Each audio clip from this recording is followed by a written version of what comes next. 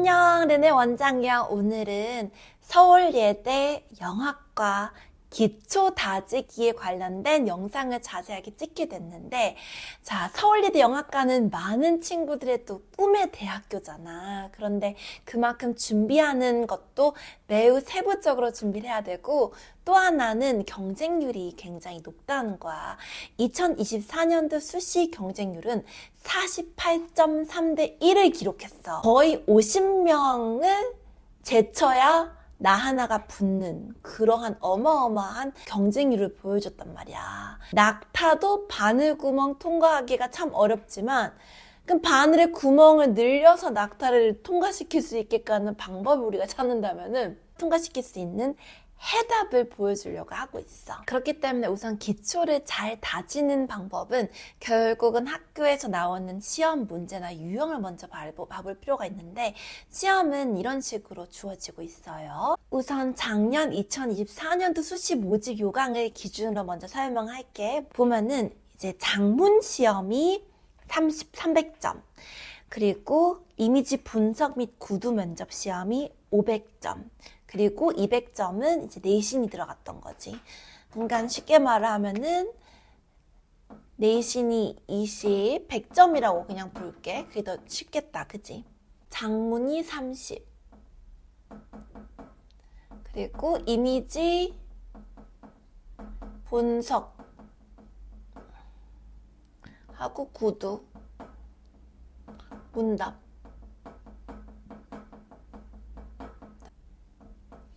이렇게 들어가고 있어요. 이걸 먼저 이해하도록 하고, 작문 시험은 50분 주어져. 그리고 이미지 분석은 10분. 그리고 면접은 3, 4분. 이렇게 들어간단 말이야. 자, 여기서 되게 중요한 얘기 내가 하고자 해. 작문 12문장으로 50분 이내로 한 문장 3줄 이하로 작성하라는 거거든. 굉장히 짧아. 그치만 또 제시어가 있어. 그러니까 예를 들면 우산, 추운 하루, 여자친구. 그럼 이 제시어가 반드시 포함이 돼야 되는데, 12문장 이내로 작성하라는 거는 정말 빠른 전개로 마치 우리가 하나의 영화의 한 편의 시놉시스를 파악하는 것처럼 빠르게 뇌리에 박혀야 된다는 거야. 인상이 깊어야 된다는 거야. 그게 무슨 말이냐면은, 우리가 만약에 영화를 보러 가? 그럼 영화관에 가면은 이렇게 조그만 팸플렛이 있잖아, 팜플렛. 보면 영화의 줄거리가 나와 있잖아. 그것처럼 내가 쓴 글이 12문장 이내로 전개가 되되 기승전결의 흐름이 있고 그 안에 제시어가 잘 드러나면서도 매력적으로 보여야 된다.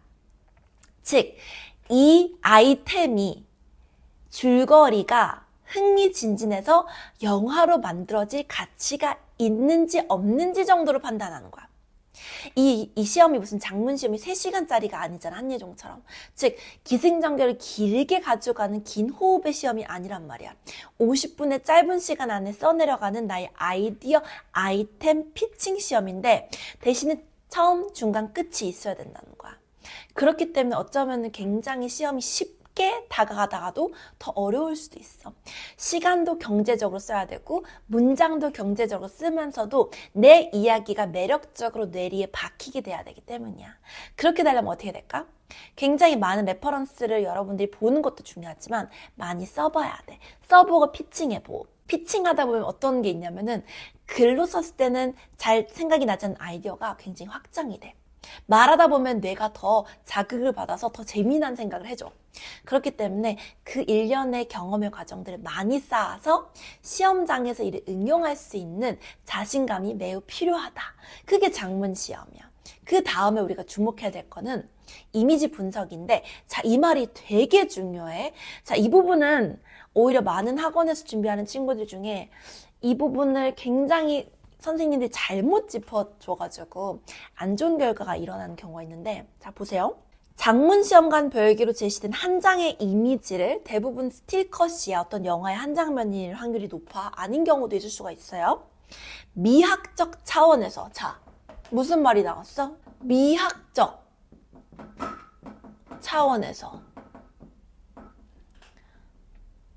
분석을 하라는 거야. 그리고 여기 뭐라 써있냐면은 화면 비율 및 앵글과 같은 단순한 시각적 요소는 지양하라는 거야. 그게 무슨 말이냐면은 대부분의 친구들이 들어가면 하는 것들 중에 하나가 뭐냐면은 굉장히 그냥 기술적인 접근을 해. 아, 이건 하이앵글로 촬영이 됐고요. 하이앵글은 그리고 이건 로앵글이고요.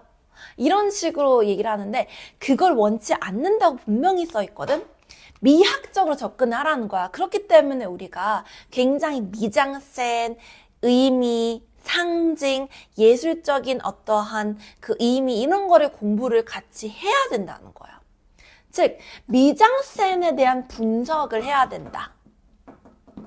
미장센이 뭐예요? 시각적인 모든 요소인데 연기를 제외하고 배우의 움직임은 포함이지만 배우의 어떤 감정 연기를 제외하고 시각적으로 보여지는 모든 요소가 미장센인데 이 부분들을 해석해야 돼. 쉽게 내가 얘기를 하자면은 잘하는 방법 꿀팁인데 이거 진짜.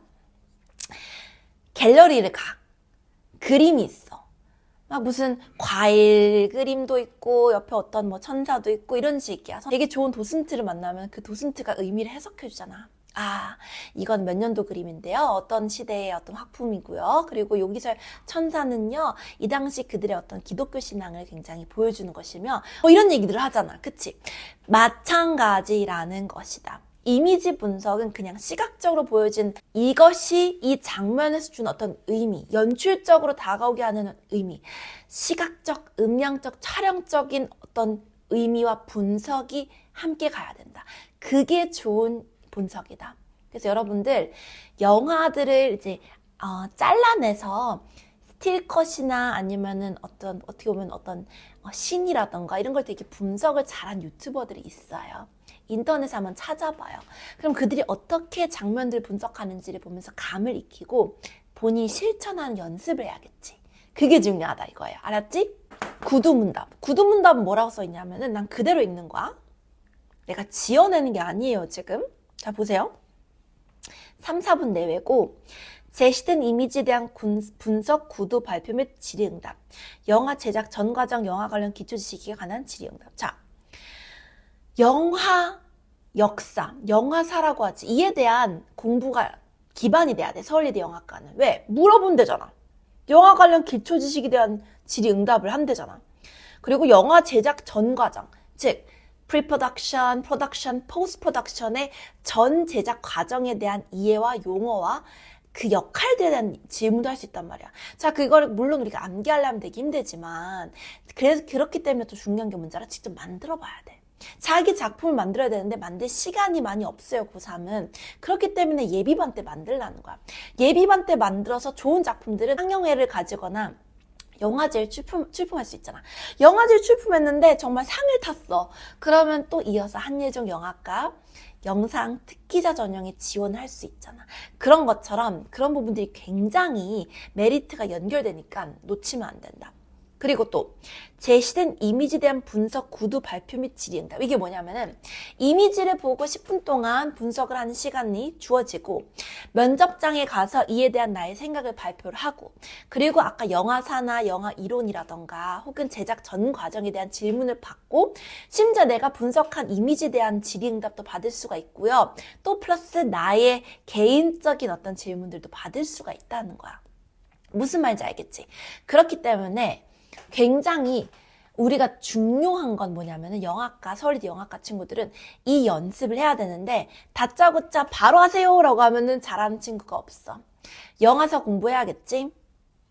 이미지 분석 공부해야겠지? 그렇지만 암기가 아니라 이해를 해야 돼. 그렇기 때문에 다양한 영화를 보면서 우리가 예를 들면 봉준호 감독의 마더라던가 아니면 기생충이라던가 아니면 해외의 유명한 과거 고전 영화들이라던가 이 영화들이 준 어떤 장면별 의미와 상징성, 감독의 어떤 그 의미들을 찾아내려고 하는 노력을 해야 돼.